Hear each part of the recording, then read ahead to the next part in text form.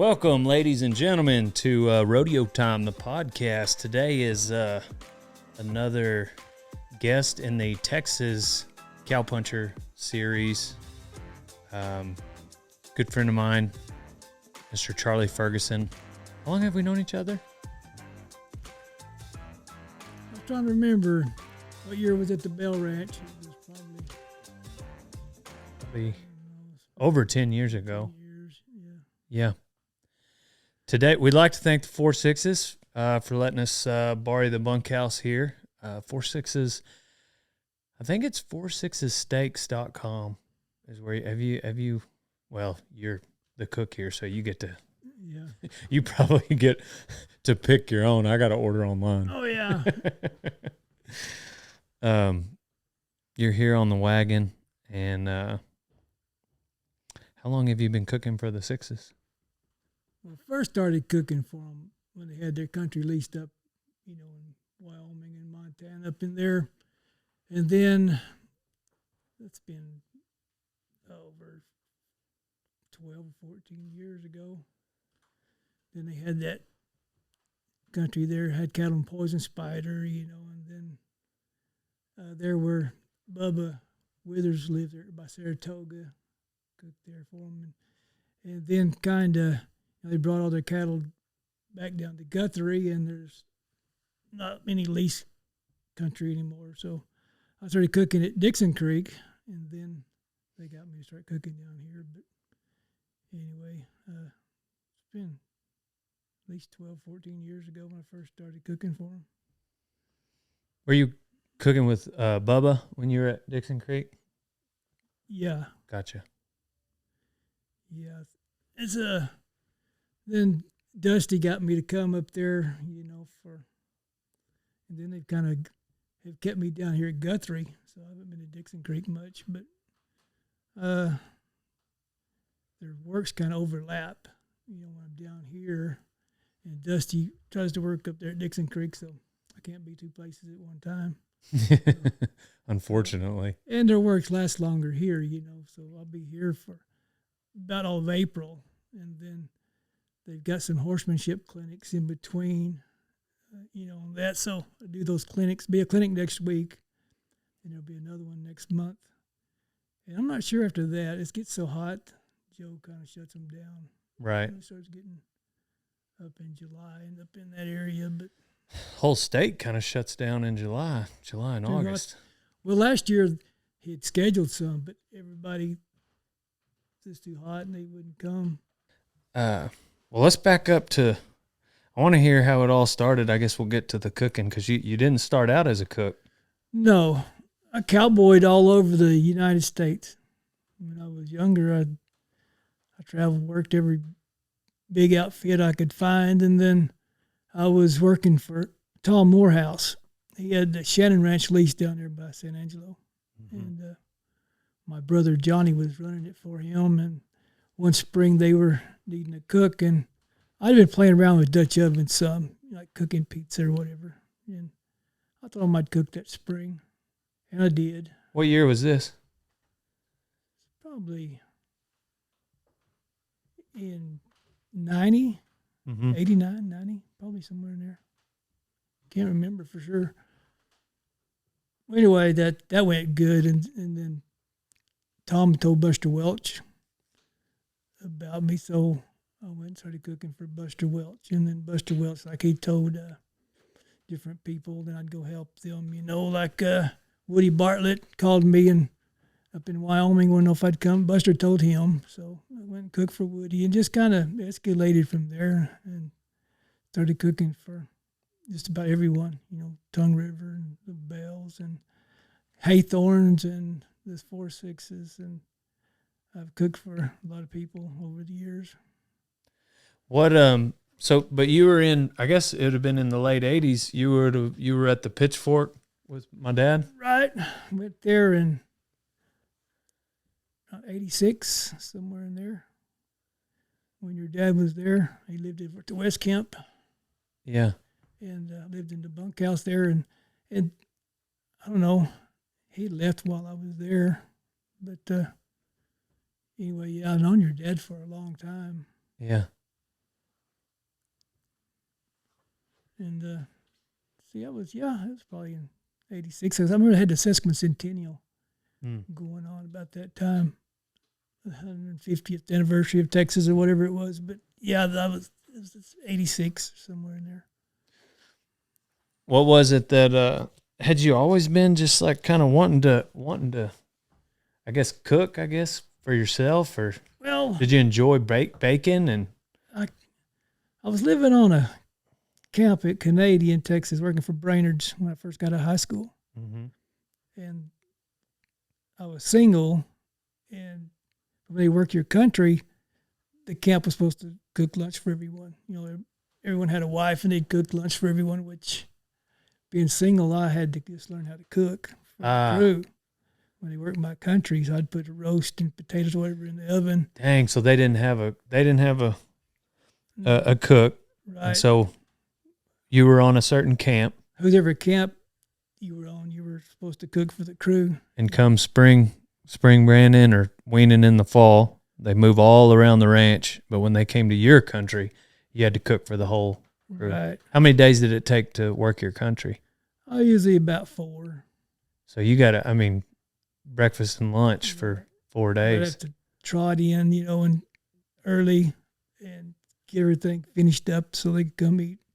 And I don't know, I kind of enjoyed cooking even back then, but really never planned on being a cook. And I know, like at the Pitchforks, Al Seibert cooked for us on the wagon there, and I'd get up and help Al cook breakfast or whatever, just helping out. That's who was cooking when my dad was there? Yeah, Al Seibert. And I kind of watched those cooks, everywhere I'd been, because I'd seen how they did things. And then it really got me my gears to turn about cooking is Jimbo Humphreys. He was cooking around a lot of different places. And I didn't really think about, it's like day work, and you go from ranch to ranch cooking if you have it scheduled out right. So I I was at the Long X when at Kent when Jimbo was cooking there, and we got talking about that. He got finished up and he was fixing to go cook for Haythorns, and I thought that was pretty neat. So I kind of started, pondering the idea of doing that too. It's just day working, but doing it as a cook and not cowboying. And it's worked out pretty good. So kind of stuck with it. Yeah. What do you enjoy? How many times a year anymore these days does somebody actually pull out a wagon? Well, it's getting fewer and fewer, Right. My brother down at Big Lake, I'll go help him in May. He'll pull a wagon out in the spring and in the fall. And it depends on when. Usually takes 2 or 3 weeks to work down there. And but like I said, there's fewer and fewer people doing it anymore. Everybody likes to work out of headquarters. Do you? How do you feel about it?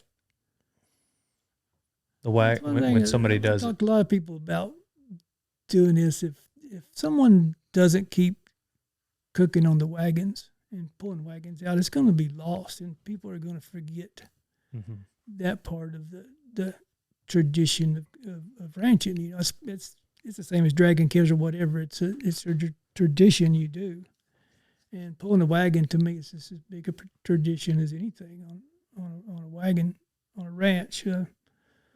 There's so many things that just forgotten over the years that you talk to Boots and different people how things have changed, but the wagon life it's hard. A lot of people don't want to do it, and they have trouble finding cooks. And these cowboys, a lot of the young guys don't care much about being out away from internet or whatever. It's kind of, and the weather's bad. It's cold in the winter and hot in the summer and all that.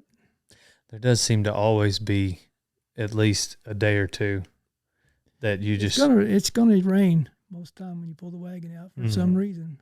Yep. And I know when Dusty's pulled the wagon out at Dixon Creek, every time. Right. It's gotten bad weather. And, Yeah, I've been in a few of those hailstorms when we had to. oh yeah, That one we had to hide in the mineral shed. Oh, that was terrible. Yeah, that was one of the worst storms I've ever been in. Really? Yeah, it was.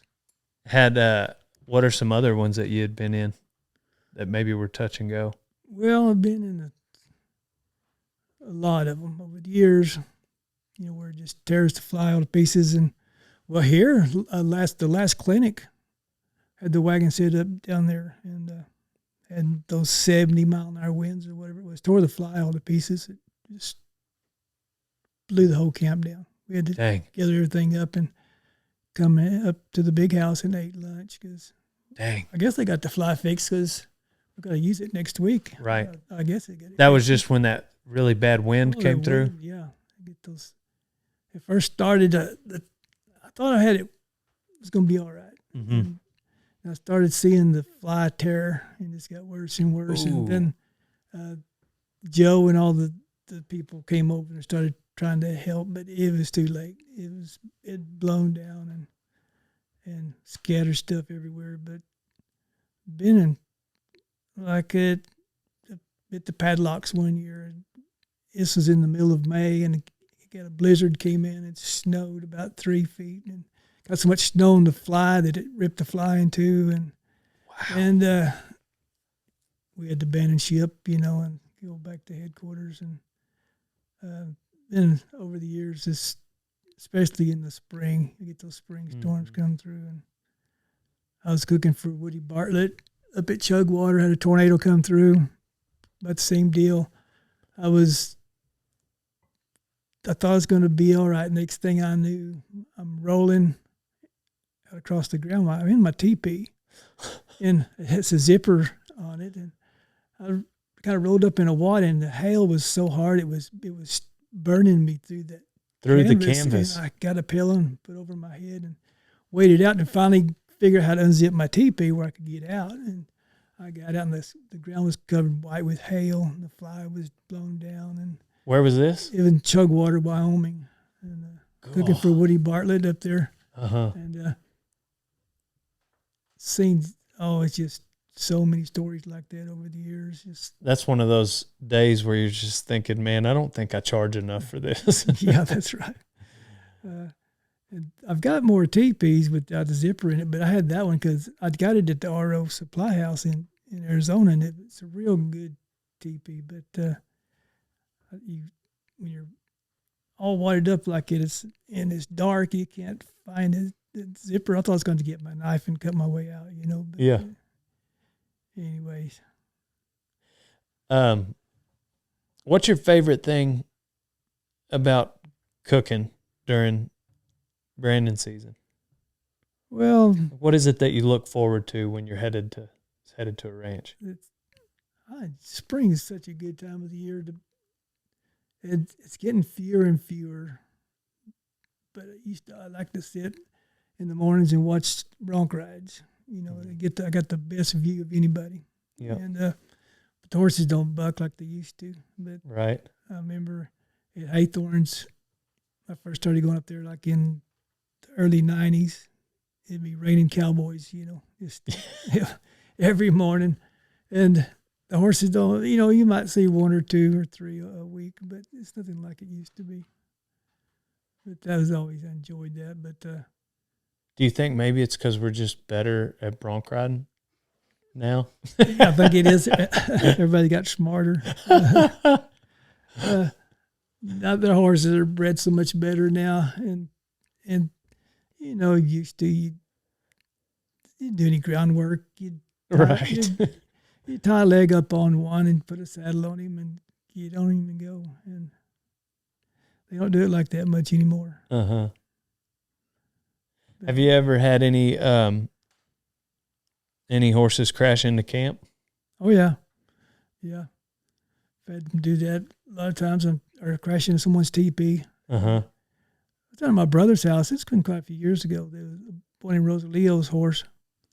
I don't know if it bucked him off or got away from him. I don't really know. I can't remember. But it's bucking real hard, and it crashed into his teepee, and the horse fell down and broke his leg. And I've had them, come into camp. And one year, it's at Tongue River, and the horses got sick. And it was hot in the summertime, and the horses kept coming and getting underneath the fly for the shade. Mm. And I'd have to push them out there, and they'd come back. And I guess they'd gotten distemper. I can't remember, but couldn't keep them out from under the fly. But yeah, there's been a lot of times over the years where they run into crashing someone's pickup or crash into the fly, or hit a fly, with the stake ropes or whatever. Yeah. Yeah, I had one of my horses. We were up there, camped somewhere around North Camp, and one of my horses, we put him in a round corral, and this one I was riding at the time, an outside horse, had not ever been in a rope corral. Oh yeah. He did not want to come in, and ran by that fly and knocked down the corner. And Reggie said, "Leave that son of a buck out there." And I was like, I don't know. Whose horse is that? Yeah, you could always tell, like, when the day workers bring horses in and put them in the remuda that haven't been roped out of remuda or haven't been in a rope corral, because they're always the ones that are going to crash through the rope or crash through the, out of the remuda and run over everyone. Well, the next morning, everybody recognized him, but I needed to ride him, and I called for him, and I said, "I don't know whose horse this is, but I guess I'll ride him." Yeah. Yeah. But no, it's a different lifestyle for, 2 weeks, 3 weeks, 4 weeks. But there's some place, I guess, I was talking to somebody on here. I can't remember if it was Gringo or Stoney or somebody, but I know that Wagner's, they it takes them 3 months or something to brand. I don't know if they still do, but I think it was Gringo talking about how they used to pull out a wagon. Yeah, they had talked to me about cooking for them a few years back. Yeah, I was like 3 months in the spring and 3 months in the fall. Golly. It was unreal. But a lot of the ranches, like the Pitchforks, when I first went there, they kept the wagon out. They come in right before Christmas, and then they would go back out, after New Year's, and stayed out a lot. They didn't pick up their bulls, and they were, you branded as much in the fall and weaned in the spring, or vice versa. They was always out working, gathering mavericks or whatever. Kept the wagon out most of the year, but I don't know if you can pull one at all anymore. Pitchforks, I don't. I don't know. I ain't been out there in a long time. But. I don't know. Yeah, I haven't been out there since the late 80s. Yeah. Yeah. Come on in, Boots. Y'all doing some business. Yep. What do you need? We can help. I'm just going to sit down here. They're cleaning my apartment. I was going to just Well, you can sit down if you want. I'll sit down out here. Y'all go ahead. Yes, sir. You're all right. Come on, Boots. I've already done an interview with you. He saw something going on in here. He thought he might get in on it. Yeah. Have you been, I guess, when did you cross paths with Boots for the first time? Well, I've known Boots for years, but I don't remember. I was around him Boots more, I guess, than any other time when he would come out to Tongue River when Tom Morehouse was managing the Tongue River. Mm-hmm. And they were neighboring, and Boots came out pretty regular then. Gotcha. So I've known him a lot longer than that, but as far as being around him on the wagon and stuff was Yes, sir. at Tongue River, I guess. Did you work for Tom punching cows before you worked for him cooking? Yeah. Yeah. And when I worked at Pitchforks, we neighbored with Tom a lot. Mm. I've punched cows with Tom a whole lot over the years. Tom he's a heck of a cowboy. Yep. He really is one of the best As far as, you get out there in the brush and Tom, he's really good gathering wild cattle, working in the brush, and he's a good hand. Do you ever miss punching cows? Well, I try to get a horse back as much as I can, steal. I was talking about that this morning. It's like being on vacation, punching cows versus cooking. Cooking is, you always have to be thinking ahead. Right. You can't ever really relax because you got to be thinking, what am I going to cook tomorrow and then the next day, and what groceries do I have, and how many people are going to be there, and for moving camp, if you're moving camp, you need to figure out something a little easier to fix for lunch because most time you move after breakfast, and time you move, set the wagon up, and start trying to cook lunch. Well, you better get it, in a hurry, or you're going to be late for lunch. So you need to figure out something that cooks pretty quickly, the next day or whatever. But always planning ahead and always trying to make sure you have enough groceries and all that. It's I guess some people are made that way, thinking people, but I have to work at it. I just all that planning and stuff, it eats on me after a while. Is there anything? What is it that some of the different rules of being on the wagon? I know. There's several that I had to learn the hard way. You get a shapping. Yep. Yeah. Well, there's a lot of things that can get you a shapping on the wagon. Well, it's one that not many people know, that if you're from town or whatever, and everyone does it, is walking between the chuck box and the fire. And people do it all the time, especially like at these clinics that they have. They don't know any better. And a lot of cowboys don't know, but they'll wander around camp and cross between the chuck box and the fire, and you don't sit on someone else's bed, and you don't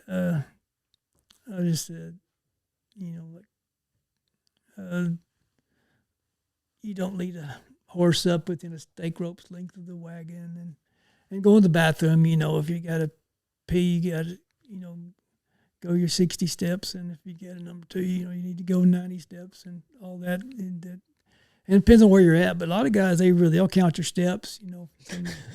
And instigators, they'll step. That wasn't far enough away, and they'll step it off and try to give you a shapping. But there's used to. It's not so much anymore about. I was trying to think about the sitting on the wagon tongue, but it's just so many anymore. Most of the wagons that they pull is not a horse-drawn wagon. They'll have something that's made out of a trailer or whatever, but it seems pretty synonymous that if you fart under the fly, that's going to get you a shapping. Yeah, it is. Or in a crowd, they always say 3's a crowd. If it's just you and your friend, you can get by with it.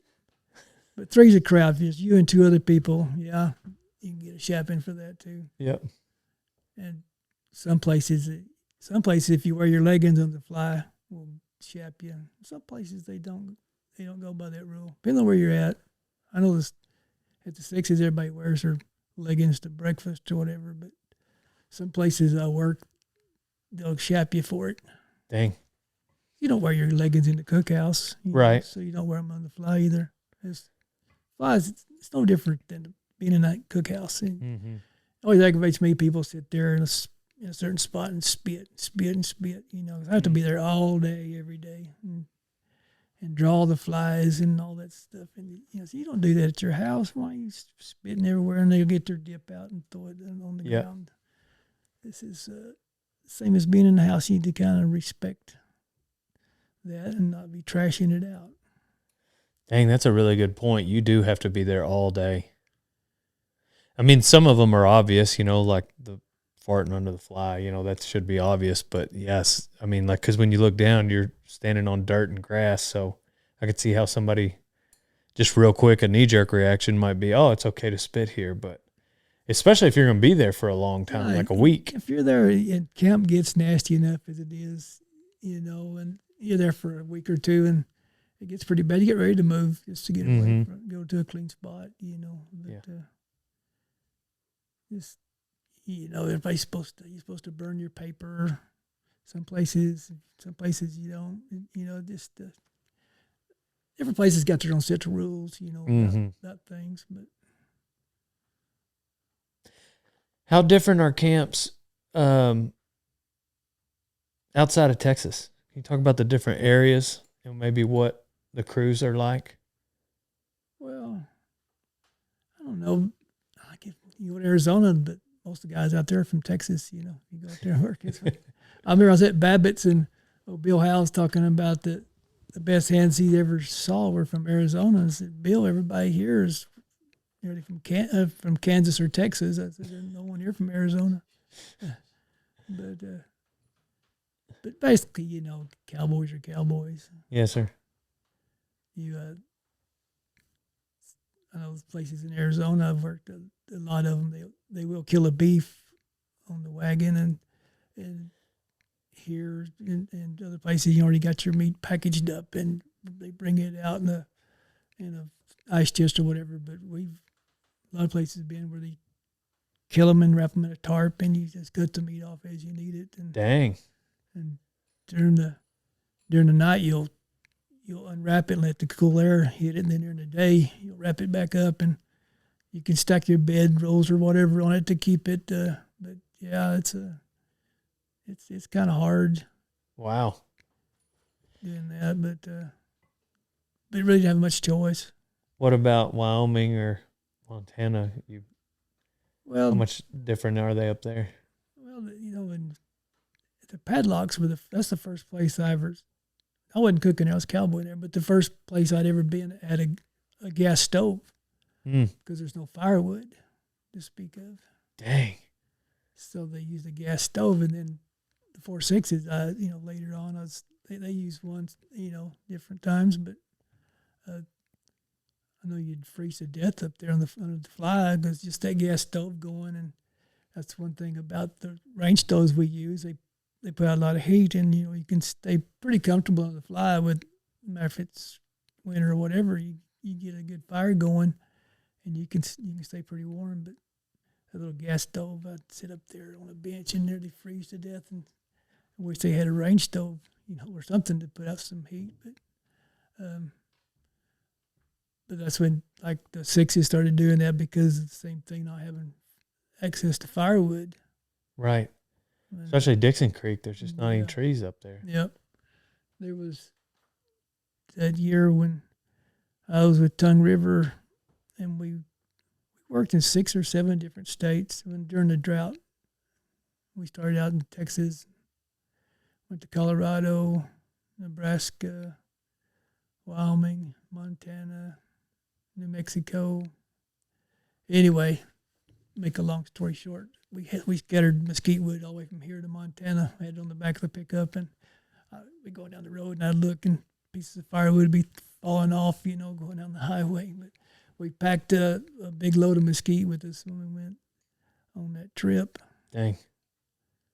Because knew there wouldn't be any wood right up there. And man, I mean, thinking about ranching, like when it's cold, like it's hard enough being horseback when it's cold, but at least, you're kind of moving and, doing a job. But I bet just having to cook out on a wagon while it's cold is just, you can get miserable cold because you're standing still. Yeah, and I get up in the mornings and try to make biscuits, for example, and it's, 10, 15 degrees, and your hands get numb, and it's hard to make biscuits. Do a lot of things, when there's no access to heat. And if it's got a range stove, it takes a while for it to warm up underneath the fly, warm enough so you could be comfortable cooking. But I know Haythorns I remember cooking there, and it would be so cold some mornings, get up, and I'd preheat my flour and different things to try to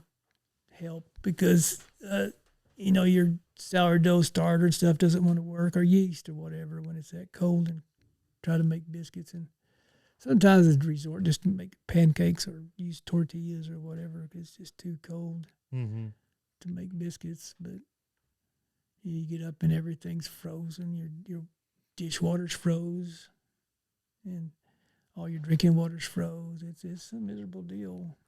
Total Feeds is what keeps the herd powered here at Radiator Ranch, and Total Equine is what I've been giving Boone for 10 years. He's 24 years old and still going strong. You can get it on Chewy.com or a dealer near you. Rock and roll denim is what Dale Brisby uses to spur his bucking bulls. I get the Reflex. Gives me the mobility I need to be the cowboy I am. So go to rockandrolldenim.com, old son. What are some of the I guess rules or traditions that you would have like as the cook? Like I know that you got to have beans, but what are some other things that you do as a camp cook that are more like traditions rather than just something you would do anywhere? Traditions and things that I do? I don't know. That might be different than like if you were cooking somewhere in a kitchen. Well, like talking about earlier about planning ahead. Like before I go to bed at night, I'll make sure that I got the coffee pot full of water, and I'll put the coffee grounds in there the night before. Just let it, seep during the night, and then I'll have my wood set to where it's really easy to get to start the fire, and make sure I got everything to where it's easier in the morning when I get up to start with breakfast, and have some she wood, some small wood split up so the fire will start quicker and all that. And even if it's anything, but you're out there digging in that wood pile in the dark. I don't know how many times I've been bit by scorpions and snakes or whatever out there in the wood pile. You're digging around at 2 or 3 o'clock in the morning. I guess when met you out there at the Bell Ranch, we was having breakfast at 4. So I'd have to get up at 1 o'clock, 1:30, and get digging around out there in the wood pile, and there's no telling what's going to be in there. Right. I usually gather the wood up and have it close to the fire so I'm not digging around looking for it in the mornings. You want to make sure you got your lanterns full of fuel or whatever. If they're propane bottles or using kerosene or whatever, make sure you got all that ready to go in the mornings. When you're cooking at headquarters, you don't have to worry about any of that stuff. You just get up and go. But had you when you have days like that, do you normally take a nap? Golly, getting up at 1:30. Well, like at the Bell Ranch, because it's they might be in at noon, or might not be. It might be 2. So you got a long span there between breakfast and lunch. So yeah, you can take a nap if it's not too hot or the flies are not too bad or whatever. But yeah, you catch you a little nap. But most places though, if you eat at 6 o'clock, you don't have much time. Time you get all the breakfast dishes washed and get everything going, you better start planning on cooking lunch. Especially if you're doing everything in the Dutch oven. That's the thing. Like at breakfast, you wouldn't have to get up as early if you had coals, but you have to burn that wood down to make coals. Dang. To fire your Dutch ovens up. Right. So it takes an hour to get coals going. So you get your wood fire going and wait for your coals. Go ahead and make your biscuits up and put them in the Dutch oven, but you're still waiting on coals so you can cook them. And it usually takes 20 minutes, 30 minutes, depends on the wood. Like at the Bells, I called it just marinating those biscuits because you just pile ashes on there because they didn't have any good wood to speak of. It was all pine or old fence posts or wooden gates or whatever. Right. You could find to cook, and it takes forever to cook biscuits with stuff like that. But right. You need some good hardwood that makes good coals, or it takes forever to cook. I know out there at the Bells, I take an hour. In the same way, I remember one year at Poison Spider, I cooked up there at Casper, and they assured me they had good hardwood up there. And I got up there and it's just all pine. They doesn't make coals, and you just pile the ashes up on your oven and take an hour to cook something. It's Dang. so aggravating. Right. But I remember at the Bells, there one morning, I guess Chris and some other people were coming out for breakfast, and I looked in the back of the wagon. There was a bag of charcoal back there. I said, "All right." So I got that charcoal out, and I was making cinnamon rolls for breakfast that morning, and got that charcoal out and got it fired up and cooked the cinnamon rolls with that charcoal. I was dreading cooking it with this ashes, but anyway, I found that charcoal back there. I don't know who had put it back there, but I was pretty happy about that. Just finally found something you can actually use. Yeah. I remember at the Bells, I'd save some of them, the old gate hinges and stuff on the, pile it and bust them old gates up and still have the strap hinges or whatever on them. And that's what you'd be using for firewood. You get the shovel and put it on your Dutch oven. It'd be burnt nails and stuff, Yeah. I'll touch your Dutch oven from that stuff. But I guess it's better than nothing. I remember that the yard man that was taking care of the hacienda over there, I told him one morning it'd be nice to have some mesquite. He said, "I can bring you some mesquite." I said, I'd really like that. So a few hours later, he brought these little sticks about this big. He'd been trimming on the mesquite or little bitty some sticks and brought them over there. And he said he thought he really done me a favor, but it was useless, That's hilarious. Yeah. But it's better than using the buffalo chips or cow chips, I guess. Like right. We used to have to do, but a lot of people have asked me, we got that possum belly on these wagons that is a cowhide, and they used to throw cow chips or chunks of wood in there, when you were traveling, so you'd have wood when you were going or something to burn when you got where you were going. But I've cooked with cow chips before. It's not ideal. It's not good, no. Doing some reenactment stuff, Fort Laramie's not very far from my house in Wyoming, and gone there a few times and done historical stuff for them, and they want you to do, the buffalo chip thing or whatever. You get your hat and you fan and try to get some air going and things to heat up, but it's not a good deal. I don't know how they made it years ago. That was their only heat source, Right. Yeah. How many different ranches you go to a year this around? Well, it's slowed down, or I haven't not really slowed down, but I don't go as many because I'm at the 4.6s for so long anymore that I turn a lot of people down because everybody works at the same time, and the time I get finished up here, and then I'll go down to my brother's house and at Big Lake and help him, and then usually if I can in June, I'll help Haythorns, and they'll work in middle of June till July a lot of times, but I haven't been able to help them last few years because the 4.6s have been keeping me until June, so I haven't been able to go help Jody and Craig, but I really enjoy helping them. That's a good At the Haythorns? Yeah. Yes, sir. Good ranch, good wagon to cook on. They pull out a wagon? Yeah, not as much. Well, they got it's a trailer that they built, kind of a thing, and it's they pull the real wagon out on occasions. And I was at a ranch rodeo in Torrington, and I was sitting there talking to Red Stegall, and Craig sit down by Red, and they were talking, and Craig was looking for a wagon cook, and Red said, "Charlie might cook for you." I didn't know Craig at the time. And so anyway, we struck up a conversation, and I started going out there, and it was not but a couple hours from my house to Ogallala or Arthur. So I started helping them pretty regular.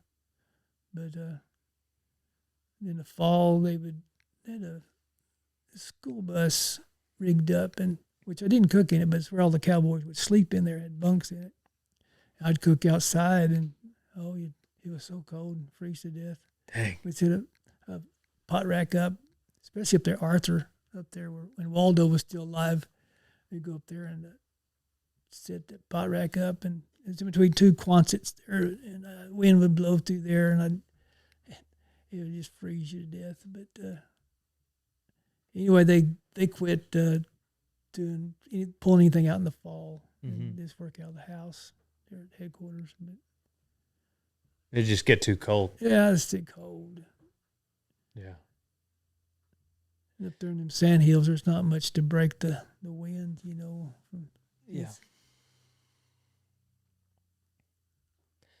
Yeah, that what do you do when you're not cooking? Well, I do, catering jobs, different things, but time I go get done here and I'll go back home, go to Wyoming for a little while, and then they'll start pre-weaning here, and I'll be back down here doing pre-weaning, and then this thing, fall works roll around. I do different things, just do some day working or whatever, that seems like this one thing kind of turns into another. I really cook all the time, seems like, between different places, it kind of keeps me pretty busy. Man, you get to have kind of you get to be the fly on the wall for a lot of different outfits. I imagine it's kind of probably neat at times and annoying at times, and then I just you're privy to all these conversations. Like, probably seen guys get fired at camp. You've probably seen guys argue and fight. And yeah. Tom Morehouse, he's a good going guy. You never see him get mad. But we were over there at the Paramore one time, and I knew he was mad. He came to the wagon and got his checkbook, and he was writing real fast and tore them out real fast and handed a couple of boys from Oklahoma their checks, and they said that Tom was abusing them in the branding pen, wasn't that drag or whatever. So they got into it, and Tom fired them, and I remember they had a Dodge pickup, and they couldn't get their pickup cranked.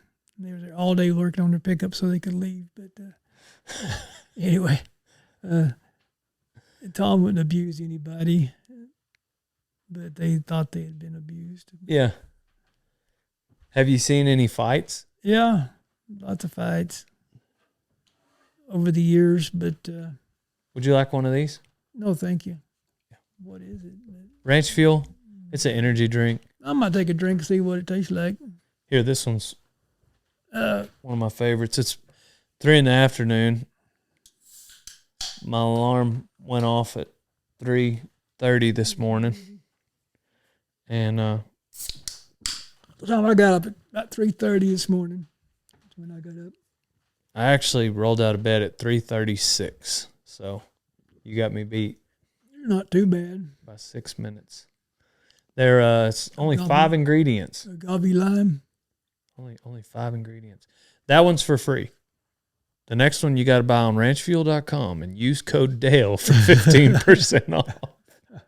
All right. No, I'm just kidding. I got a few you can use. You can maybe use it for your bread pudding and whiskey sauce. It could be maybe bread pudding and ranch fuel sauce. That's kind of an idea. That's an idea. Not a good one, but it's an idea. Well, it's got to be. That lime, that might be good to soak some meat in or something for some fajitas or something. Yeah. Dang, I just ran it all down my shirt. So, you don't have to say any names, but tell me about some of the fights you've seen in camp. That sounds interesting. Under the fly? Well, I don't name any names, I guess, but I remember... Or you can name them if you want. I remember a few years ago, there was involved a drone of all things. They were jingling horses, and one of them boys had a drone.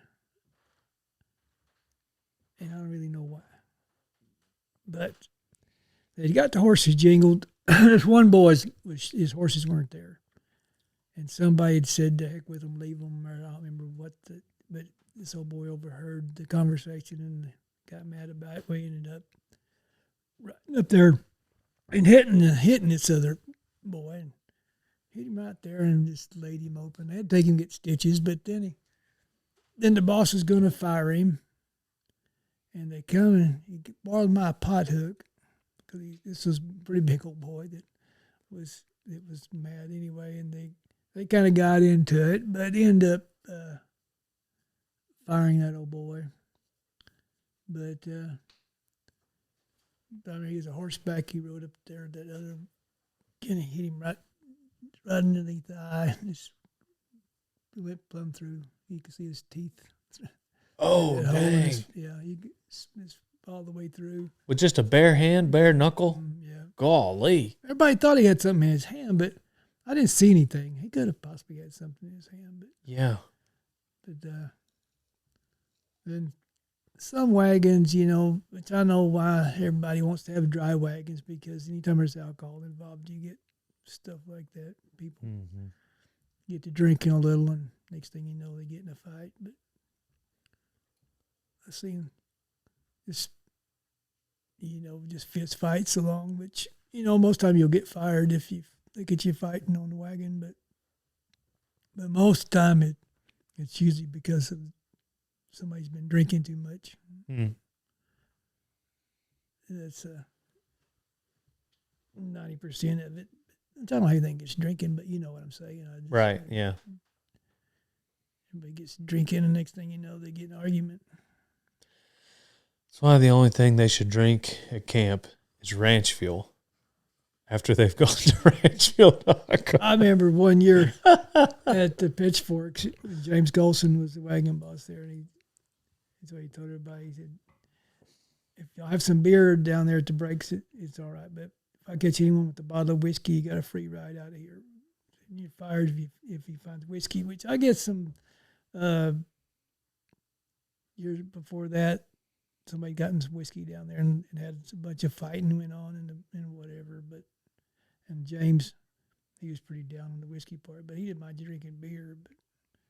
I remember one time it was, I guess Bubba Smith he was asking me if I thought he was in the wrong. There was some guys got to drinking or whatever one night and kept the cook up, and kept the whole camp up being loud all night, and he fired them. But I said, no, you wasn't. You wasn't in the wrong at all. I know if I was cooking and a bunch of guys had done that, I would want you to fire them. Right. When they're up making a lot of noise at night, which when you're cooking, you got to go to bed pretty early, or you need to, and you don't like people being up late making a lot of noise. Yeah. But, I was talking about that this morning with some guys. They were talking about somebody getting drunk at some works or whatever, and I don't know. To me, it seems pretty arrogant. Whether you're a day worker, or I guess even full-time help, it would apply too. But I mean, in my mind, I was thinking of a day worker. But to act just to get drunk or to cause a scene like that, there's so many people that can get the cows gathered. There's so many people that can rope good, and I mean, it's not hard to find a 8-9 healer, that can probably help you drag calves. But if you don't do the extra stuff correctly, and if you're not, a gentleman and honest and show up on time and work hard, I don't know. We're all replaceable. And I just don't understand somebody causing trouble at camp. I don't get that either. And when I was younger, I didn't realize it as much as I do now. But is how everyone knows everyone. If you do something here, the whole cowboy world's going to know about it. Yeah, that's a good point too. It has nothing to do with the internet or whatever. Even before everybody was on Facebook or whatever, everybody knows everyone. And if you make a big scene and get drunk and do a bunch of stuff, eventually the whole cowboy world's going to know about it, and it's going to be hard to get a job, or no one's going to want to use you because of that. But years ago, like in maybe 91 or 92. I can't remember. And I was pretty young and pretty dumb, and I was at the Long X Ranch, and one night Jimbo was cooking for us, and I was drinking beer, and I figured those aluminum cans would melt if I put them in his range stove, and I put several cans in that stove, went to bed. I had my teepee pretty close to the wagon, and the next morning I heard Jimbo say, "These beer cans don't make very good coals." He was digging them beer cans out. I figured they'd melt, but he was digging them cans out of his range stove. But Jimbo, he was easy going. He didn't say much about that. But, Yeah. but I always remember that. If that's all they got on you, then I bet you're doing all right. Yeah. But, my brother said that if somebody done that to you, you'd get crazy. I said, yeah, probably. But I'm not as even-tempered as Jimbo Humphreys. But Yeah. Yeah, that is. I different bosses getting pretty easy-tempered. I don't know. That's one good thing about working for Dusty. He's pretty. Oh, Dusty, good gosh, yeah. He's pretty. Yeah. I always told Even-tempered is a good way to put it. Dusty is, to me, is right up there in the same category as John Welch. I put them, and I said, "Oh, Dusty, one day y'all are about the same temperament, about the same as far as ranch managers go, or whatever." You know John Welch? No, sir. He managed a spade ranch for years and years. He's a lot like Dusty, just got good personality, easy to get along with, and a good boss. He sets you up because, his voice doesn't fluctuate and doesn't change a lot, and so he sets you up, and he'll just tell you a fib and a lie. He can sell it so easily. Yeah. And yeah, before you know it, you're trotting in the wrong direction. You're setting your teepee up. Nowhere near they're going to put camp. I mean, there's just no telling what he's going to lie to you about. But yeah, I don't know. I think if throwing beer cans in the fire is the worst they got on you, that's all right. Well, there's a lot more than that. I'm just not going to talk about that part. Okay. Yeah. I used to be one of them. There's people that I cuss nowadays. And I used to be one of those guys when I was young. But thank God I outgrew all that stuff. I don't partake in alcohol. I've never drank or smoked. But I think what they do say about me when I leave is that's the kind of guy that a little cow get away. The cows get away. Right in front of it. Are you one of them kind of guys that will ride in front of someone? No, I won't ride in front of someone, but Boots said, and I think he was joking. I'm not sure, but Boots said when Dale rides up, it's like two good hands riding off. Yeah. So, but I'm pretty sure he was joking. Yeah, I think he was joking. Yeah.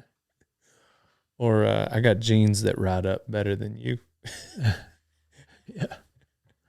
That one kind of hurt my feelings. That's what a friend of mine always says. That I hate to leave you in a binder. I can stay here and keep you in one. Maybe that's what you do, Dale. I can leave you in a binder, stay here and keep you in one. That's pretty good. Yep. What are some of your favorite crews you've been around? Well, right here at Fort Sixes is about the nicest bunch of guys you ever work for, and the type of guys that they hire, hard to beat. They're years ago. I don't know. Everybody was different. I was talking about everybody drank a lot, and everybody just raised hell all the time. Everybody in the bunkhouse, we used to keep a bunkhouse full of single boys, and you can imagine what kind of crew it was like. But now these ranches don't keep a bunkhouse full of single boys, and everybody that works for them is pretty respectable type people. 20 years ago or so, everybody kept a bunkhouse full of young cowboys. That most of them, that's all they want to do is drink beer and run around. Well, seems like there's not much place for them kind of people anymore in the ranching business. Mm-hmm. Most everyone. It's kind of funny, everybody they had wore out vehicles. Everybody had wore out. It's always everybody had a good saddle and good tack, but didn't have very good clothes to wear. Might not have a very good pair of boots, but they always had a good saddle and stuff. But everybody, these old single boys, had just old wore out vehicles, and I don't know how. I was one of them. Made it from ranch to ranch, but just tried to work here for a few months, go somewhere else for a few months, and go somewhere else for a few months. But it was a lot of fun. But when I first went to the Pitchforks, they made, I think it's $4.75 a month what I was getting paid. When you were punching cows? Yeah, $4.75. Yeah, that's what they paid the Golly. bunkhouse boys, and then they got us up to like $6 or $6.50, and then I started going back there and helping them. But I would just go back as a day worker, and I think they was paying $50 a day to day work, which was a lot better than $100 a week. Than what they were paying you. Yeah, as a cowboy. Yeah. How many days a week was that too? Oh, when the wagon was out, 7. we'd work every day, but most time we'd always get off at noon on Saturdays. Yeah, take off Sunday. Yeah. What about like during the year when you were in the bunkhouse? Like same thing, take off noon on most times. Usually work a little Saturday and then. Yeah. Yeah. I tell Billy George a lot of times that the bunkhouse is getting pretty bad shape. We need to clean on it. So Saturdays, a lot of times they let us clean on the bunkhouse a little bit. And so Billy George, Drennan. Yeah. He passed, what was that, 10, 15 years ago? Has it been that long ago? Yeah. Didn't they dedicated those pins? Yeah, I guess it has been, yeah. The set of corrals. Yeah, because my dad went back. He went to that. Yeah. When they dedicated that set of pins to him. And because my dad had 2 brothers. One died when he was in his 20s. When I was about the year I was born, the youngest brother died, motorcycle. And then my senior year of high school, the middle brother died of cancer. And anyhow, he went to that deal, Billy George. They dedicated that set of pins to him. And he said that Bob gave him a big hug because he had thought for years that he had died, but it was coke. He had heard that Scott had died, and he thought, well, and then anyways, a couple years later, my dad did die, so dadgummit. But anyhow, I just remember that about those pins getting dedicated to Billy George. Yeah, Billy George, he was a Marlboro man and different things. When he was, I don't know how long he did that, but he was one of the Marlboro men. It's kind of funny. Billy George, he hated barbecue, and he didn't want the cooks ever to make barbecue. And he retired and went to work at the Ponderosa Grocery at Dickens making barbecue sandwiches. That's bad karma. They do have really good barbecue sandwiches, though. Yeah, I couldn't believe that. That's what his job was, and he hated barbecue. So you'd have been with them when they won the ranch rodeo in Wichita. Yeah. And my mom won some cook-off deal there. Did she win something in the cooking? In the cooking. Yeah, you had to, as part of your score. I guess maybe still is. I don't know that. That was in '86, wasn't it? Yeah. That was part of your score. My oldest brother was on the team with your dad. Oh, really? And he had to work here a certain time. I can remember. I can see him in the picture. Yeah.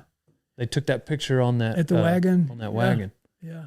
I've got one of those posters somewhere. Yeah. The people Snapchat. I guess it's hanging in the bunkhouse or the cookhouse at the Pitchfork. Yeah. People Snapchat it to me all the time. I got one in my room. I remember your dad. He was he got some duct tape. His leggings didn't fit real tight, and he was kind of concerned about it. I remember he got some duct tape and duct taped around his thighs in the bronc riding because he was afraid to. Dang, now that you mention that, because there's like 5 pictures, him on the bronc, pickup man, and then he throws his hat in the arena. I'm sure he was like 72 points or whatever. But I can picture those. I've been looking at him my entire life, and I can picture that tape on his thighs. You can see the tape on and there. I really paid no attention to it till you just said it. But I can see that clear as day in my head, those pictures. I got that saddle too. He used it. Man, it got, I was riding it before he died. I would have never been riding it after he died, but rawhide swells and a colt rolled on it and went to wrecking out ripped out the back riggings. And oh, really? Anyways, that tree is just shot. It was a wooden tree covered in rawhide, and so the tree is kind of broke in the back, and I need to somehow get it restored. But well, who made that saddle? I don't even know. But I do have it. I remember he worked out of that saddle quite a bit. Yes, sir. If he was riding some young horses. Yes, sir. Or whatever. Yeah. I always remembered that saddle. I always does it. A punchy looking saddle. Yeah. Cantling. I'll send you a picture of it when I get home. It's yeah. I was doing really good at taking care of it, I promise. And then that damn colt tore it up, and I don't know that he liked me using it, but ever since I started riding bulls and punching fools, I've been wearing an American hat because I'm an American. I actually wore a different hat before that for the longest, but then my mom got a job. So wear an American hat, old son. Otherwise, you ain't no cowboy. Hey, old son, if you're not feeding every morning with a Can-Am side-by-side, then you ain't no cowboy. I got a Can-Am because I needed a reliable ranch rig that I could use every day because I don't know how to work on stuff like that. So I want something that's not going to break down ever. Get yourself a Can-Am, old son. I guess that's the last time I saw your dad. I was riding Broncs at the Winter National Finals in Lubbock, and he was there. And Charlie Thompson, it snowed, and he couldn't get his regular bucking horses in there, and he brought a bunch of 2-year-olds, 3-year-olds in there and hasn't ever been bucked out before. And I remember the one I'd drawn, he was going crazy in the chute and couldn't, hardly get a saddle on him or anything, and finally got him saddled, and when Coke pulled that flank cinch up on him, he flipped over backwards in the chute, and I remember the announcer said, "You trying to get that guy killed, Coke?" He knew your dad, but the horses had never been out of the chute before. Right. It was a wreck. Every one of them was going out there and missing the ground and falling on everybody and everything. But it like I said, it snowed, and he couldn't get in there to get his regular bucking horses. But that's the last time I think I saw your dad. Yeah. Was there at Lubbock. Yeah, he worked for Charlie for a long time. I want to have Charlie on. I called him the other day, and heck, we pretty much had a podcast on the phone. We talked for 40 minutes, and he was just telling old stories, and I was at a booth, and there was like a line of people, but I didn't want to hang up because he's telling stories about my dad, and but anyhow, like I think he started picking up for Charlie when he was like 12 or 13, or that's when he started working for him. Yeah. And then he would have, go on to pick up, but he was running the de-rigging chute, I think is what Charlie said. And Wendell Culp, remember Wendell? Yeah. He runs Indian Canyon over at La Mesa and has for decades, Right. but him and Dad picked up together there, and I want to have Wendell on too, but I'd like to have all them guys that worked at the Pitchfork while y'all were there. That'd be neat. Yeah. That'd be pretty good. Yeah. Pitchfork, the wildest place in the world to work when Coke was there and all, back in those days. Like I said, they didn't pick up their bulls. Yeah. And they had them old crazy Hereford cows. It was just crazy. Right. Every day was a cow fight. Every day. Yeah. That's all he did was rip and run. And I was always the saying, Bob or Billy George, whoever, when you turn something out of the pens, it was always hold them up if you can. It's always if you can. You never could, you know. Right. You open the gate on them and you get 20 guys out there and they just run over everybody and you'd hear the barbed wire screeching and fences getting ran through. It was like that every time. Yeah. Hold them if you can. Everybody had Herefords around here. Yeah. And, you know, and something you never hear anybody talk about is those bow guys that used to have at the pitchforks. Those little, I guess, because from inbreeding, they get their little miniature. That's what we used to eat them all the time. Those little bow guys. What are they? They're miniature Herefords. Gotcha. There's birth defects, and they're just little bitty things. Yeah. And call them bow guys. I don't really know what anybody else calls. That's what they call them there. Right. And they would catch them and eat them, especially on the wagon because they were little, and you could eat one up pretty fast. But like little doggy cats. yeah, they might be 10 years old, but they were just kind of maverick. Yeah, they never got very big. Were they wild? Yeah, they're wild. That's crazy. Yeah. Just a little sneak around in the rocks and. Oh, I guess from all the inbreeding, you know, at the pitchforks back in those days, you'd jump a cow and she'd have a full-grown bull calf next to her that hasn't been worked, and a medium-sized one that hasn't been worked, and a little baby that hasn't been worked, and you'd have a whole maverick family there, you know. And they were just everywhere. And that's what Mark or Stoney, Mark Voss or Stoney Jones talking about when they went there. It was kind of the tail end of all that maverick cattle. I remember they decided to start feeding cubes. And you'd have some cows kind of act like they wanted to hold up. You'd tear open a bag of cubes, and they would just leave out, you know. Yeah. And finally, we'd just pour some cubes out in those cow trails and run the siren for a little bit. And those cows would find those cubes, and they kind of was smart enough to associate the siren with the cubes and kind of got to where they would feed. But it took a long time, you know. They never had been fed, any of them. Yeah. I've never seen a bag of cubes before. I'm kind of remembering a story, but I mean, were y'all just kind of out constantly certain parts of the year, like catching those mavericks? Yeah. You go down the breaks, down the Croton breaks, and they started paying at one time. At first, everybody ropes and paying so much ahead for catching those mavericks down there. When Marty Daniels lived at Croton then, seemed like. Yeah, my because he had told me, I remember this story, him telling me this as like a kid. I don't really remember the details, but it sounded like y'all had caught something every day for however many days, like 16, 17 days, whatever it was, just and everybody went to lunch. Like, dang, we didn't catch anything today. And he said he was the hero because he had caught.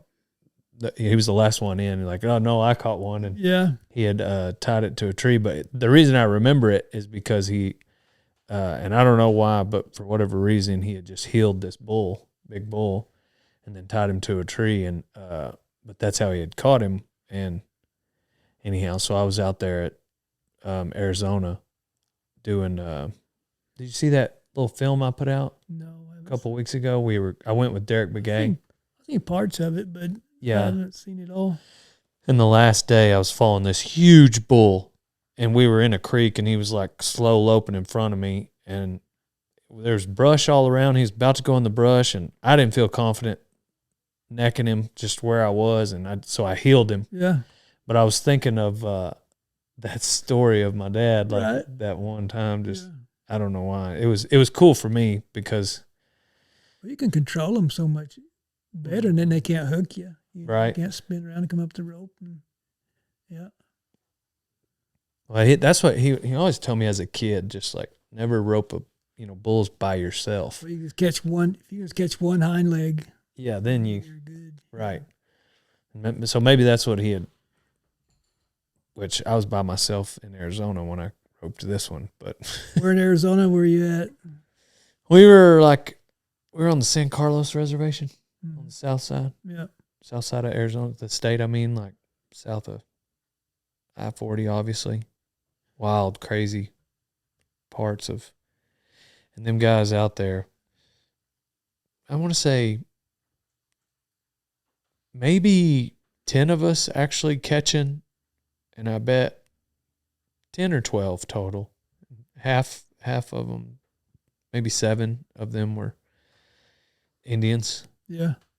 Native Americans. They called themselves Indians, so that's why I'm using the word. But That'd be regardless, correct, yeah. they were 9-0, Yeah. and they did not waste any time, and they could rope and Those used to those wild cattle. golly, That's all they ever been around. that's all they've been around. Yeah. The youngest brother was Bubs. He was 10 years old out there on this little horsey called Cheeseburger, barefoot. Yeah.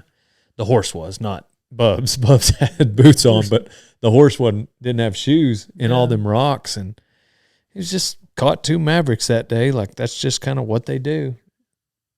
But raised very different than me around these black Angus gentle mama cows. Yeah.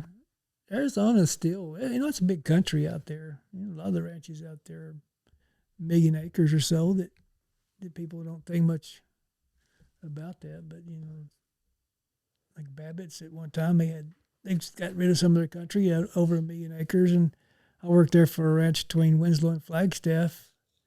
They had over, which, it's all not deeded, but counting the BLM land, 1 million acres, that's a lot of country. That's a lot of country. Yeah. They go by, townships out there instead of sections. And, so many, like say this pasture here is like 6 townships or whatever. Mm-hmm. It's pretty big. Yeah, they had, I guess they have it broke up into, they called them ranches. There'd be a ranch manager in charge of, a certain area of the reservation. And I mean, you can't, kind of like the fly, you can't fart on that place without permission and permits, etc. And anyhow, these maverick cattle that we caught, there's whoever has permission, they'll take them back, and anyhow, money goes back to the res. Yeah. And after they go through the sale barn, so. Were you out there having fun? Did you go out there for the heck of it?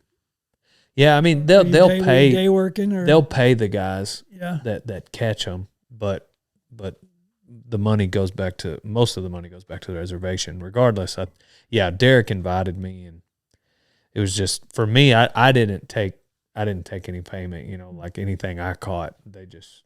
You probably got some good footage out there. Oh my gosh, yeah! The video is 1 hour and 45 minutes.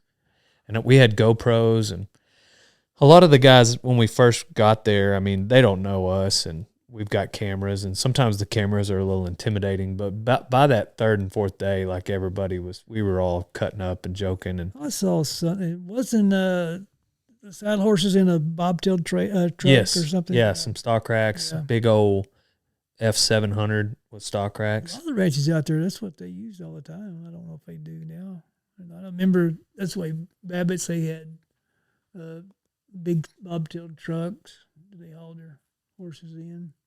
I always liked that part. You'd load one of them horses in that truck and get him bounced around in there for a few hours, and they don't buck as bad when you get where you're right. Get all the air kind of knocked out of them. Well, I guess it's just where you're going, but a lot tougher to also pull trailers through there. Right.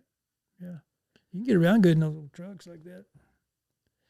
Yeah, a lot kind of top heavy, makes you a little nervous, going on those switchbacks, but super cool and functional. Derek was just cold as ice going up and down these, in and out of the mountains. Like he was, yeah.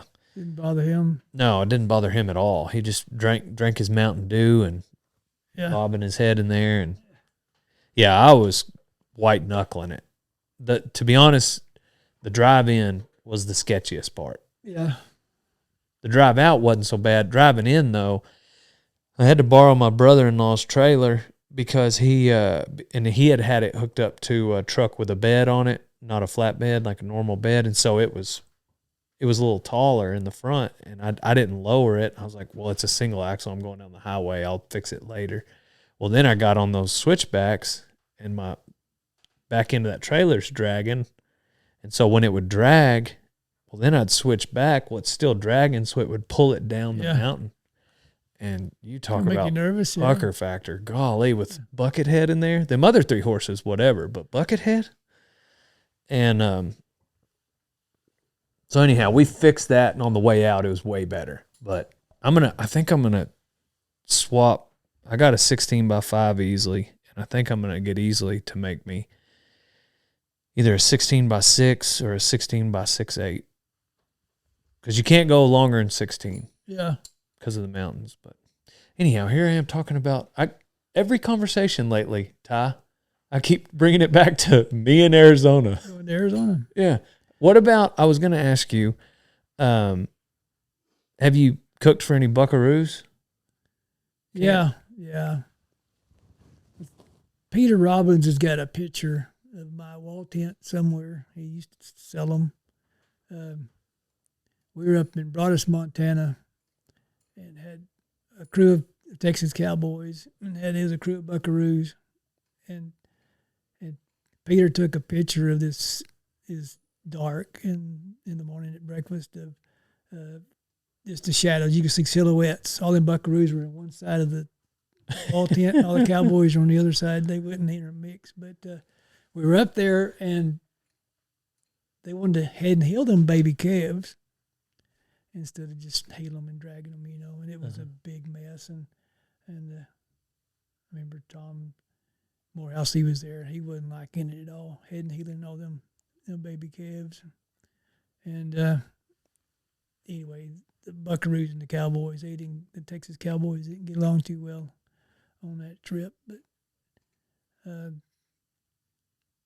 we got up there and brought us, and I don't remember. We liked quite a bit from being finished, but it started snowing real bad, so we left. And I don't know who went back up there and finished Brandon, but yeah, those buckaroos up there, they didn't get along very good with this Texas Cowboys on that trip. But there does always seem to be just a smidge bit of segregation between the two. Peter sold a bunch of those pictures. I remember I was at Palo Pinto cooking there a few years ago, and he had his art set up there, and one guy had me.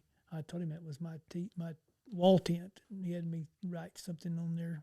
I don't remember what it was about that tent, but anyway,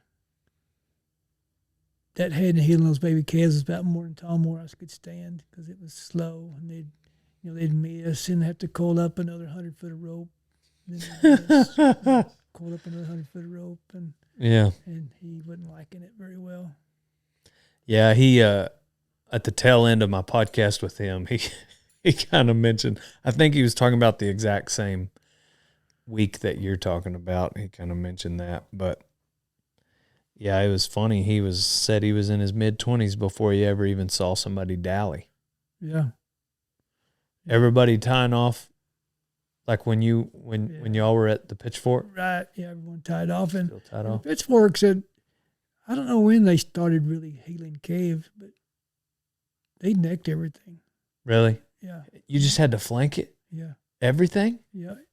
You'd walk in, you'd go in there, be tied off, and just hooligan those calves. If you swung your loop, they'd tell you to get out of the herd. If you swing more than 2 or 3 times, they'd get somebody else to drag. You just went in there, and you might swing a couple of times, but you just hooligan everything. Even the big ones? Even the big ones, yeah. My dad was talking about, because he would always neck and houlihan baby calves, because some people are against it, they want you to bring everything by the feet. But he told me, he was like, if it's a little calf, you need to neck it, and it's, you want to use a houlihan. Like, he would say exactly what you just said. But if it was something real big, you'd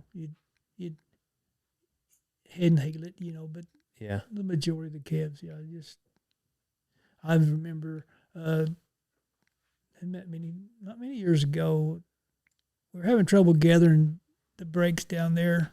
It's when James Golson was the wagon boss, and they'd hired a helicopter to come in there and blow a bunch of those cattle into some water lots, some traps.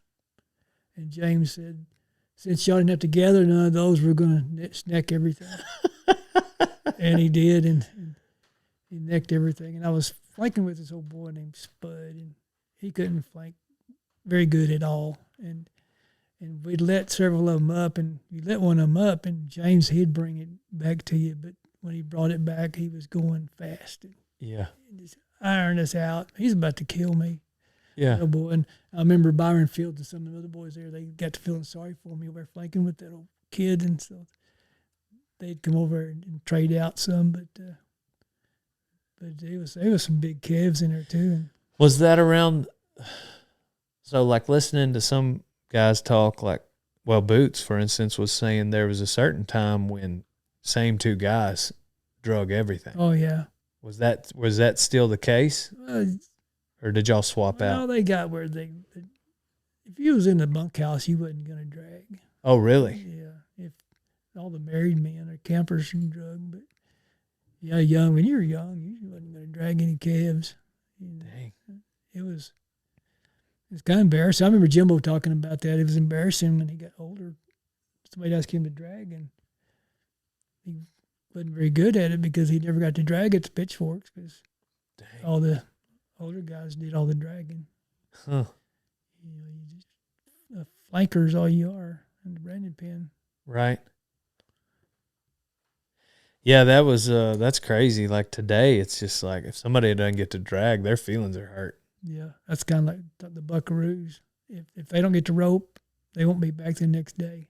Yeah. If you work as a buckaroo and you go to a branding and you don't get to rope, well, they won't come back the next day. They take that kind of personal. Yeah. But shoot, when I was cowboying, when I was young, never got to drag. Right. Just didn't even think about it. I remember working at Rocker Bays. Oh, Rusty Culp, he'd bring 2 or 3 horses, and he'd drag until one horse was given. He'd unload another one, and he'd flank the herd. He'd flank and never ask you. Somebody go get me another horse. That's what he would do. And he wouldn't go on the drive either. He didn't go on the drive. He'd show up there with a trailer load of horses and go to dragging. And I was talking about that this morning. They had Hereford cows with Bramer bulls on them, and little calves, they'd kick you, 2 or 3 times before you ever got them on the ground. And Bramer calves is hard to hold. I remember that spring, Rusty decided he's going to get married. He goes on this European honeymoon and all this stuff, and it's gone forever. And we couldn't brand calves without him being there. And those calves, boy, they got big and they got hot. And man, I was so glad to get Springworks behind us that year because those calves have Bremer calves and it was F1s. hot. And yeah. Golly. Hot. And where was that? It's Rocker Bees. Rocker Bees, yeah.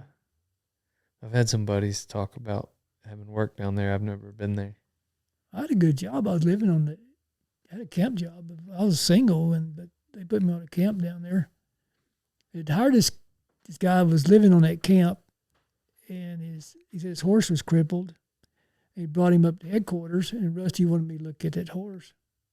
Well, I looked at him, and the nails hadn't came. He had shot his horse, but the nails didn't come out. Ooh. And I said, Rusty, this horse is he's crippled because of all these hot nails he's got in his feet. And so I pulled the shoes off of him, and the horse was fine. And Rusty went there and fired that old boy and asked me if I wanted to move it at the elbow camp. I said, sure, I'd love to live there. It was a good camp. It's right in the Centralia draw. And, really neat camp. But anyway, so I got to batch down there for a while. So you can shoe horses too? Yeah, I did that for a living some, years ago. But my back has kind of gotten bad. I wish it was in good shape now. I'd still be doing it probably because it pays a lot more than when I used to shoe. I was getting, I think, $35 a head. Now everybody gets, $100 to shoe one? And yeah, the guy, I want to say it's like 120 or 140. Yeah, I used to live right next to Bernie Chapman in Lubbock, and yeah, Bernie was. My dad shot under Bernie for a while. he just couldn't, the amount of knowledge he had about a horse's foot and shoes and all. It was amazing. I go down there with him all the time. And Pop said they'd fly him to like other countries. yeah, you go over like the Prince of Wales and shoe their horses. That's wild. Yeah, he invented a lot of shoes, like that heart bar and a bunch of things that they use now. Well, there's a guy named M.L. Black. I think it's him. I think it's his name. Oh, it's Black. I'm not sure about the M.L. part, but he had a roping horse that had foundered, and Bernie took that horse's hooves off of his feet and grew new feet. Had this sling, and he grew that horse new feet, and M.L. still, for years, roped off that horse after he got him well. But wow, it was amazing. I remember I was at the Pitchforks, and Bob had a horse there. There was something wrong with him. I told him he ought to get Bernie to look at his feet. He said, Bernie died. I said, really? He said, yeah, he had a brain tumor or something and passed away. But I didn't know Bernie had died at that time. But anyway, Bernie, he was a heck of a horseshoer. So I guess you know Bryce and Blaine and Baker pretty well. Oh, yeah. Yeah. Let me see. Blaine, I guess, was last time I was around him. He was a rodeo coach at Saul Ross, I think, down there. And I remember I was in the ranch rodeo down there riding the Broncs for the team, and anyway, he remembered me being at the Pitchforks and stuff. Anyway, he talked about something about the Pitchforks. I can't remember, but anyway, but I hadn't seen him in years. I don't guess. You don't ever see him here? No. I guess he don't ever cross the road. I never see him. He comes over here on Mondays and shoes horses, him and Baker. Yeah. And, or at least I think it was last year. I know they maybe they don't come over here. But no, I never see him. But I guess they don't cross the road from the mare barn. Which one does the tricks? Baker? Bryce. Bryce does the rope tricks. Yeah. Bryce, trick roper. But Blaine ran around with my dad whenever he was at Tech. He was a masthead rider, and Blaine would go with him everywhere. Yeah. And then later in life, around the time my dad died, him and Bryce were tight.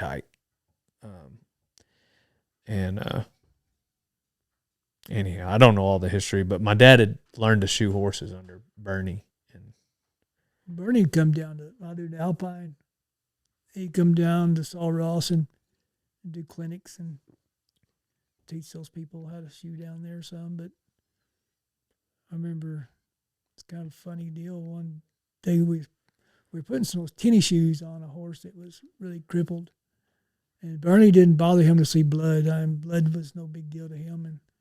And he was driving a nail in there, and blood was dripping out of his horse's foot. And he pulled it out and just put it right back in. But Bernie, blood didn't bother him at all. Yeah. He'd get that hoof knife if a horse had a split hoof or whatever. He'd dig it down till it bled, and it didn't bother him a bit. But I always, see the sight of blood on a horse's foot always bothered me. Right. But it didn't bother Bernie at all. There was two things I didn't really ever pursue, but mainly just because I had my dad right there, and I held a lot of horses for him to shoe and trim. I wished I'd have learned. And then I was tempted to go to TCU ranch management, but he had been, and I thought, heck, I'll just ask him if I ever had a question. And anyhow, so after he passed, I was like, maybe I should have gone to TCU ranch management and learned to shoe a horse. Yeah, well, the shoeing's good. That's what Bernie told me there one time. It's good unless you get hurt. Yeah. Then what are you going to do? I was working at the Grand Canyon back in the 80s and guiding the mule trips down. And I told Ron Clayton that I hated cold weather. Just hated it. He said, well, it starts getting cold. I'll put you over shoeing the mules. You can start shoeing all the time. And so that's what when I quit there, that's what I was doing. I was the farrier there at the canyon, which just did 4 mules a day, which wasn't too bad. But you had to roast their mane, and then they put those.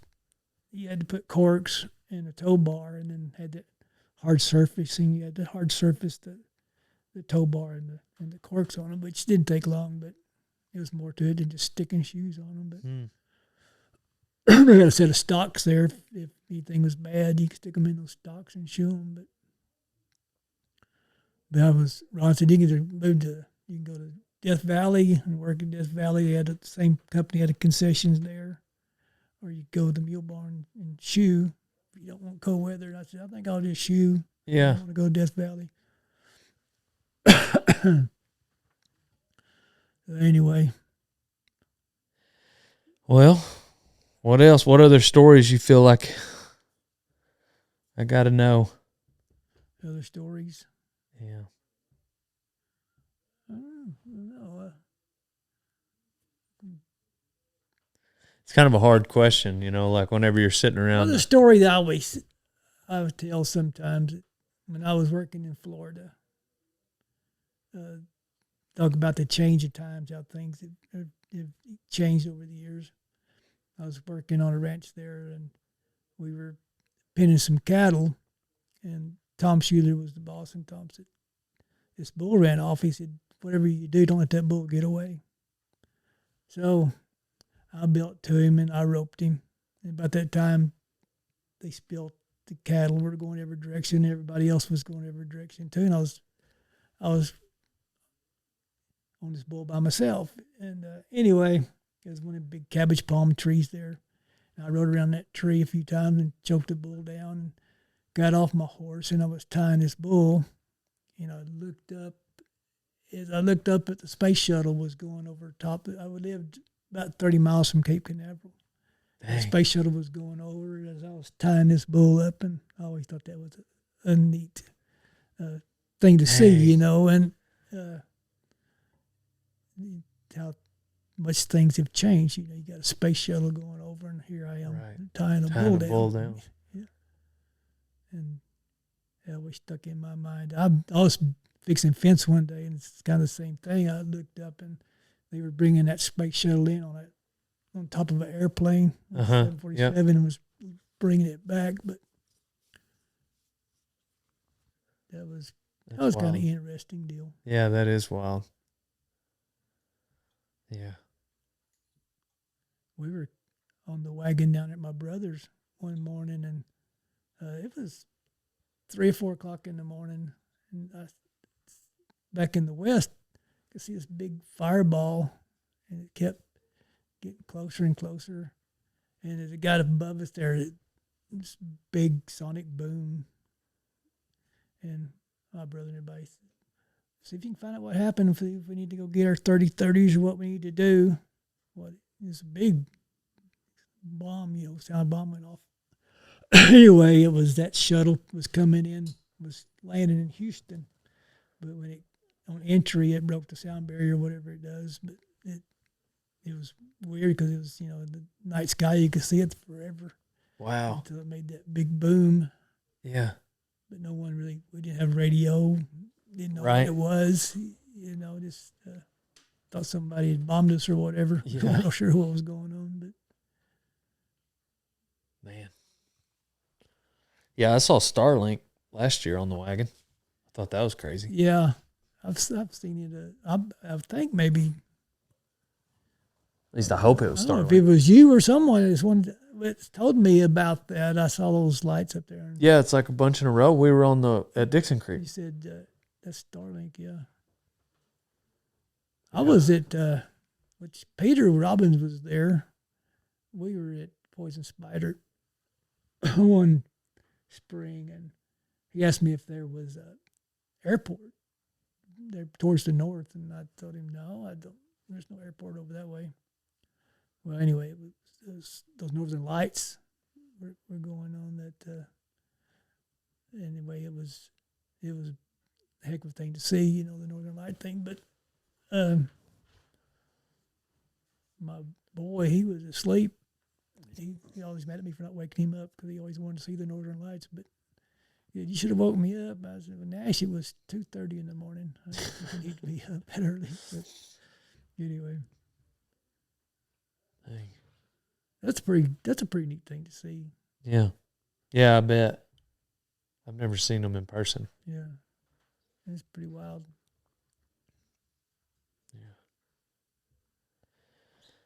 Heck yeah. What about life advice? We usually wrap them up with life advice. Life advice. Well, that's a good one. Even a one-liner, maybe somebody, an old cowboy told you.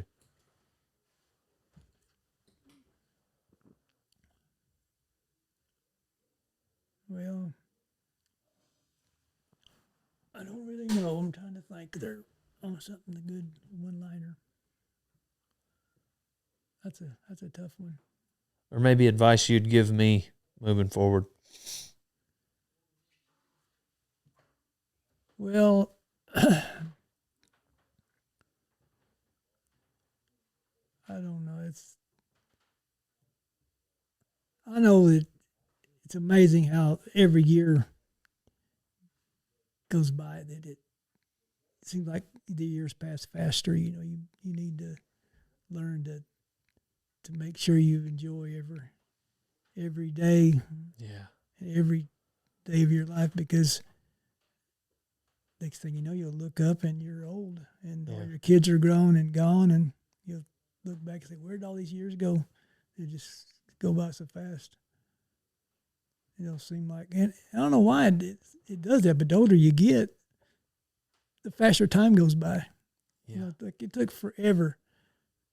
You know, you get old enough to drink beer or whatever. You think, I can't wait to turn 21. I can't, whatever. And then as you get older, time just goes by real fast. And it's hard to explain, but that's the way it is. I always say it's like the gas tank on your pickup. You fill it all the way up.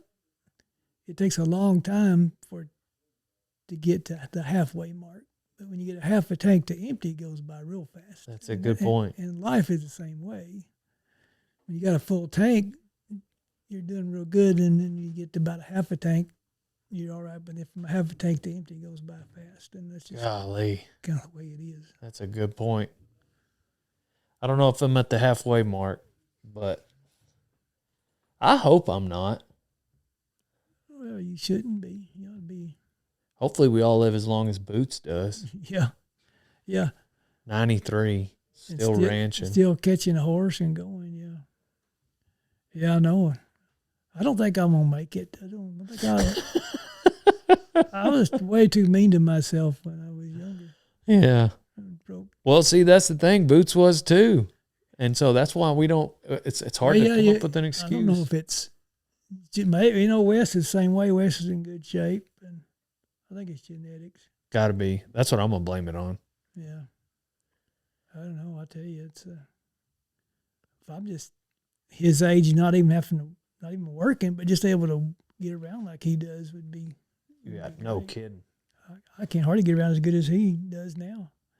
And Yeah. I'm 62, and can imagine being another 30 years on that. Yeah. I don't know. It'd be rough. Well, I appreciate your time. I appreciate your cooking. Good heavens. Yeah, that's the real reason I came over here today. The podcast is great. Working cows was great. But getting to eat that bread pudding. A lot of people have told me over the years, I wish you'd teach my wife how to cook. That's kind of a slippery slope there. Well, don't you have a cookbook? Yeah. Where can we get that? Well, I'm not really set up. I had them where you get them online for a while, but now I just have to. I'll put them in different stores around or whatever. Brandy had some when Brandy was here. Here at the supply house? Mm-hmm. Yeah, and then now I just kind of have them scattered around. Most people can get hold to me, and I'll mail them one. Taylor had talked to me earlier about we was going to get a book put together, and I took my wagon up to his place in Wyoming, and was going to take up a lot of pictures and do this and that, but that's kind of been on the back burner. But everybody messaged the supply house. They got their own Instagram, so maybe they've got a few left there. Yeah. And if not, they know how to get a hold of Charlie. Most of the time when I go to the functions where I'm Yeah, or you cooking or can come whatever. do one of the horse clinics, Go to the clinic, horsemanship's clinics here at. Does Joe do all those? Yeah. Joe Leathers is Yeah. how many? He's half a dozen a year, something This- like that. Yeah. This clinic, he said he was full up, which is usually around 15 people. 15. 15, he said he had a full crew. Oh, there you go. You can come learn some horsemanship skills. Eat Charlie's cooking. That's the deal. That's the deal. You get the best of both worlds. Where do they stay? Well, they've been staying at Ashburmont Gotcha. or Childress, which is too far to drive from Childress, really. Yeah. I don't know about Paducah. I think some people stayed in Paducah, but anyway. Well, check it out. Y'all come meet Charlie at one of the horsemanship clinics. So I appreciate it, Charlie. Well, I'm glad to be here. So, You think of any more stories, we'll do a round 2. okay, yeah. I was just trying to think of stuff that, you get all that stuff in your head, then you Yeah. get time to think about it. You say, I should have That's thought it, about yeah. this and that, but I know as you get thinking about stuff once, like I go to bed tonight, I'll be thinking about stories. Yeah. Can't sleep. We can do another one, that's for sure. That's what this podcast is for, is old cowboy stories or rodeo stories, one of the two. And it, I'm glad we finally got to get together. The last time we were going to do it, I was still in Wyoming yeah. and was running behind. And then, because when I'm here and I'm not working, I have to go somewhere. You know what I'm saying? When I get done here, I have to find someplace else to go. Right. And if I'm not available, it's kind of hard to do a podcast. But I'll be here to the 24th, and then be back next month for another clinic. So, Yeah. Sweet. Well, we'll do it again. Heck yeah. I hope you got some you can use. Everybody check out those horsemanship clinics and come meet Charlie when he's cooking. Check out 46steak.com. You can get prime beef on there. I get their prime steaks every now and then when I want to treat myself. Supply House. That's good beef. It's really good beef. That's one of the few places when I cook, I'm not really concerned about the meat being tough when I'm finished, whether it's roast or stew meat or whatever. Or steaks. Like stew meat, for example. A lot of places you'll cook that stuff and you cook it and it's dried out before it ever gets tender. Right. The stew meat here, I can put it on in an hour or so and it's tender. Yep. And it's what I enjoy. Hey, that's it's funny you say, like, thinking about your stew here. It is like really super tender. And that's good beef. It makes a lot of difference. Yeah. So I told Craig Haythorne one time, you can't make chicken salad out of chicken poop. You got Right. something good to start with, and good meat makes a lot of difference. And steaks the same way. You Yes, sir. salt, pepper one of these steaks and throw it on the grill, and it's Yes, sir. good. Cool. Well, I appreciate it. All Thank you, right. 46s. Everybody check out rodeotime.com. I'm Dale Brisby. I'm on to the next one. Pow, pow. I hope you're enjoying a ranch fuel as you're listening to this episode of Rodeo Time. Use code DALE on ranchfuel.com for 15% off, old son. Drink up and use code DALE on ranchfuel.com. Rodeotime.com is the only website that should exist because it's the greatest apparel line that has ever existed. So go there now to get a t-shirt, a hoodie, a cap, a vest, whatever it is you need. Go to rodeotime.com, old son.